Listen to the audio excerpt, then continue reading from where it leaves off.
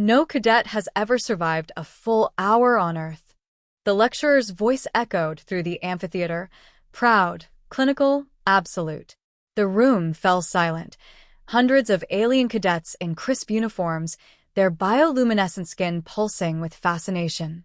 On the central holodisplay, Earth rotated slowly, a blue marble of death.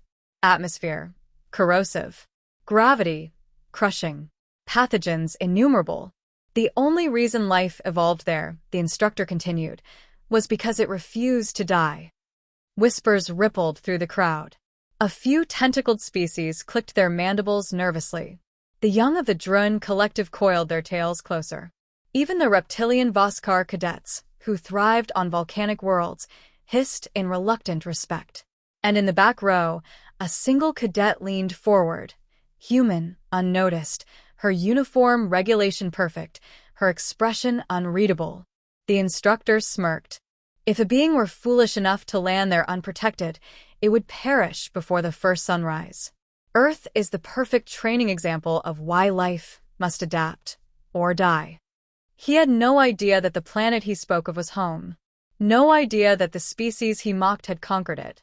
And no idea that one of those impossible beings was listening, heartbeat steady, eyes unblinking. When the holo shifted to a simulation, a cadet dying within seconds of stepping onto Earth's surface, the human smiled. Not cruelly, but with memory. Of storms that peeled mountains. Of oceans that swallowed navies. Of cities rebuilt from ashes. The lecturer pointed dramatically. Now, cadets, tell me, what lesson do we learn from Earth? A Claude student answered, that even life has limits. The human raised her hand. Permission to disagree, sir. Every head turned. The instructor frowned. Identify yourself. She stood. Cadet Terra. Human Exchange Program. Silence. Then, panic. The instructor's data pad flickered as it confirmed her species, Homo sapiens. Origin Earth. You said no cadet could survive Earth, she said softly. We didn't just survive it. We built civilizations between its storms. The room froze, and the galaxy's most prestigious academy felt the first tremor of fear. The instructor leaned forward, voice trembling for the first time. Then tell us, human, what does it take to survive your world? She smiled. You don't survive Earth. You earn it. The simulation chamber wasn't meant for Deathworld species. But today it would meet one. The instructor, Commander Threx, stood before the cadets, scales glinting in the sterile light. His voice held the tone of scientific cruelty disguised as curiosity. Cadet Terra has volunteered to demonstrate her species' legendary resilience, he announced. We'll set the chamber to mimic her homeworld's conditions. Let's see if the myths hold. The cadets whispered in anticipation, some eager, some uneasy. Earth's environmental settings were classified as ultralethal. 9.8 meters per square second gravity, dense nitrogen-oxygen atmosphere, pathogens beyond containment, temperature flux within hours, unfiltered radiation, volatile weather patterns. The human, Cadet Terra, stepped into the chamber without hesitation. No armor, no respirator. Just the Academy's standard pressure suit and that unnerving calm humans carried like a second skin. Inside, the room shifted. The air thickened, gravity clenched down, and the faint hum of alien technology tried to replicate the wild chaos of Earth. Within seconds, alien monitors began to beep in alarm. Pressure spike at 101 kilopascals. Oxygen density rising beyond safe limits. Temperature instability. She should be. But she wasn't. Terra stood tall, breathing deeply, eyes half closed. Feels like a mild day in Karachi, she murmured, half to herself. The cadets exchanged looks. The commander's spines bristled. Increase humidity. Triple bacterial load. Let's see those human lungs survive this. He didn't realize the irony. She'd already survived worse as a child. When the chamber's air shimmered with microbial simulations, alarm screamed. Alien lungs would have ruptured. Skin would have boiled. Neural systems would have collapsed. Terra simply rolled her neck. the way humans did before a jog. "Are you certain this is Earth level?" she asked, tone casual, mocking in its steadiness. Commander Threx narrowed his eyes. "You should be in pain, Cadet." Tara looked straight at him. "Oh, I am. We just get used to it." The room fell silent. Not from awe, but from the raw realization that the pain threshold of a human wasn't even on the same scale. Then the unthinkable happened. The chamber's failsafe overloaded. The simulation jumped beyond parameters. Gravity surged, radiation levels peaked, storm algorithms activated. The display outside showed lightning, sand, fire. "Abort the test," someone shouted. Commander Threx hit the override. Nothing responded. The storm inside had become real. And through the chaos, Tara stood in the eye of it, wind tearing at her hair, lightning dancing on her skin, eyes burning like twin suns. Then she raised a single hand to the observation window and mouthed 2 words. Still standing. Systems shut down. The storm ended. And every cadet in that hall knew one thing. Earth didn't create humans by chance. It for. Commander Threx stepped back, trembling, his voice barely a whisper. "If that's what your planet does to its children, what do your enemies look like?" The storm had ended, but no one in the hall could breathe normally again. When the containment doors slid open, steam hissed out like the exhale of a sleeping predator. Cadet Tara stepped through, her uniform burned at the edges, face streaked with grime, yet her posture was perfect. Calm. Unbroken. The alien cadets recoiled. Some hissed. Some clicked their mandibles in fear. None stepped forward. Commander Threx's voice shook. "Security. Contain that human." The order was instant, but no one moved. 2 armored guards hesitated, their scanners glitching as they tried to read her vitals. "Sir, she's registering radiation positive, internal temperatures inconsistent with biological norms, her heart rate." "Just do it." They approached, weapons raised. Tara didn't even flinch. She simply glanced toward them, not in anger, but in warning. "I'm not your enemy," she said. "But if you treat me like one, I'll stop pretending otherwise." The guards froze mid-step. One whispered, "She's bluffing." Commander Threx clenched his jaw. "No. She's human." A ripple of unease spread through the audience. Some cadets began recording discreetly, others muttered about reporting the incident to the Galactic Council. No one had ever seen something like this, a species so physically fragile by galactic standards, yet standing unshaken after conditions that would liquefy most life forms. Tara looked around, meeting every alien gaze in the hall. "You study us as curiosities," she said quietly. "You think Earth is a cursed place. But it's not. It's a teacher. It breaks everything that refuses to learn."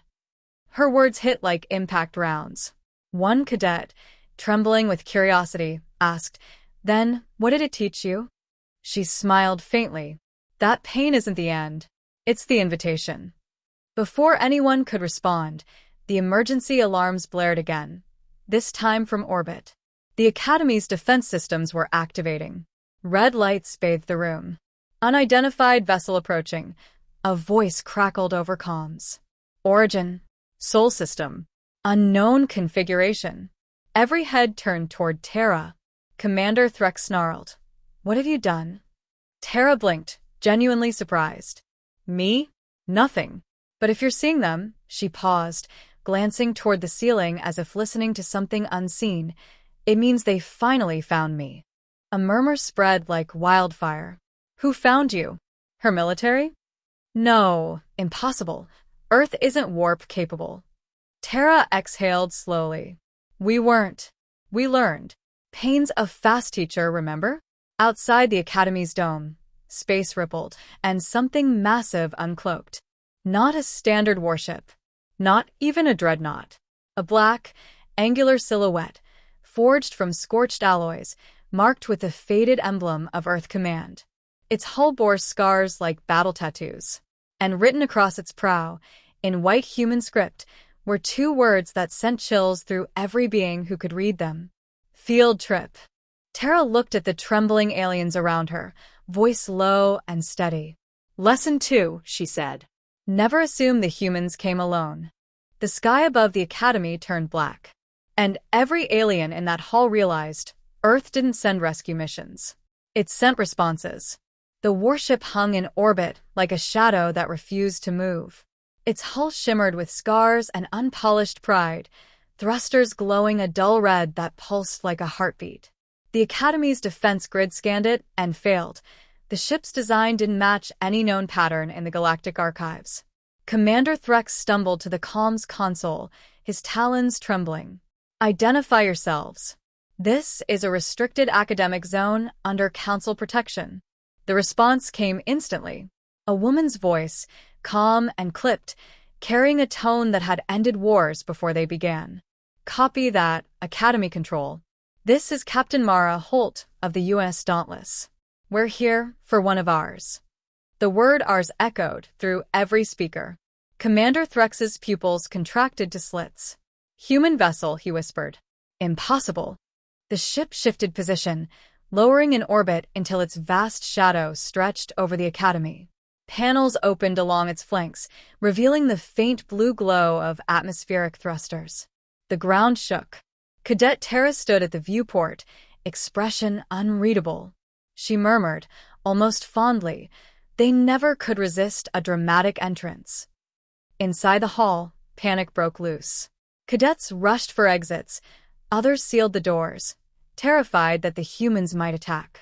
Commander Threx turned to Tara. You called them here. You've violated Galactic Treaty. Tara met his gaze with quiet certainty. No treaty forbids retrieval of one of our own.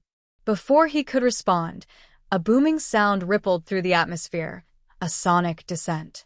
A smaller craft detached from the Dauntless and screamed through the clouds, plasma flaring as it slowed to a perfect hover above the Academy Plaza. The boarding ramp dropped. 3 figures descended, humans in black exosuits, faces hidden behind mirrored visors, their movements efficient and precise. One carried a flag, the old blue and green crest of Earth, torn and restitched. When they entered the hall, even the air seemed to hesitate. The lead soldier removed her helmet, revealing a scarred face and eyes that had seen too much and judged too little. She nodded to Tara. Cadet, you held the line. Tara saluted sharply. As trained, ma'am. Commander Threx stammered. What are you doing here? Captain Holt looked around at the trembling aliens. Retrieving a student and delivering a message. She stepped forward, voice carrying through the hall with the authority of an ancient storm. You study Earth as if it's a wound in the universe. You call it violent, unstable, cursed. But you never understood it. Earth isn't dangerous because it kills. It's dangerous because it teaches. Everything that survives there learns to endure the impossible, and then to make the impossible look easy. No one spoke. The commander's scales dulled, his voice barely audible. You mean to threaten us? Captain Holt's expression softened slightly. No, Commander. If we wanted to threaten you, you wouldn't see us coming. Tara stepped beside her captain, turning to the cadets she'd trained with. I came here to learn about the galaxy, she said quietly. I just didn't expect the galaxy to fear a planet's weather more than its wars. She paused, eyes glinting with fierce pride. Remember this lesson. You don't measure strength by comfort. You measure it by what survives the storm. The Dauntless rumbled overhead, engines warming for departure. Captain Holt turned to Tara. Ready to go home? Tara nodded once, her gaze sweeping the silent room of alien faces. Homes everywhere we're underestimated, she said. So, yes. They walked out together, boots echoing across marble floors built for species who thought they understood survival. When the humans lifted off, the Academy trembled again, not from impact, but from realization. Because every cadet, every commander, every watching mind understood one truth that could never be unlearned. Earth didn't raise survivors.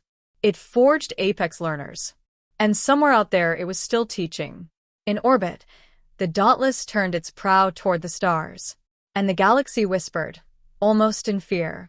If this is what one human cadet looks like, how many more are waiting?